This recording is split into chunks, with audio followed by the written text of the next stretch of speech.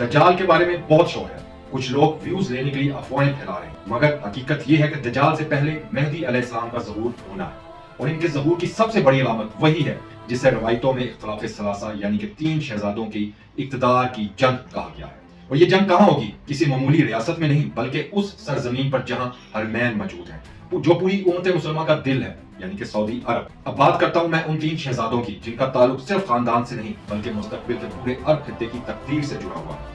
जिनमें नंबर 1 पर आता है मोहम्मद बिन सलमान यानी MBS, मौजूदा वलीअहद, ताकतवर तरीन शख्सियत जिन्होंने रवायती जानशीनी का निजाम तोड़कर पूरे सिस्टम को अपने ताबिया कर लिया। इनका रूज सख्त फैसलों, गिरफ्तारियों और बेमिसाल इख्तियारात के जरिए हुआ।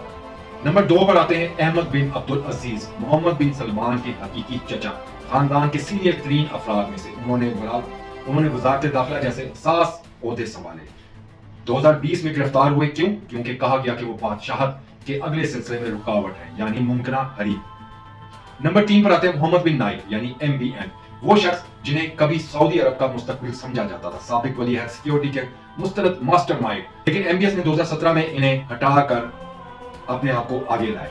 आज भी खानदान के अंदर इन्हें हकीकी तौर के ऊपर मजबूत मुकाबिल समझा जाता है। ये तीनों एक तख्त, एक खाली कुर्सी, एक ऐसे मुल्क में जिसकी सियासत सिर्फ अरब नहीं पूरी उम्मत को मुतासिर करती है, और यही वो सूरत हाल है जिसे रवायतों में मेहदी के ज़हूर की सबसे अहम अलामत करार दिया गया है।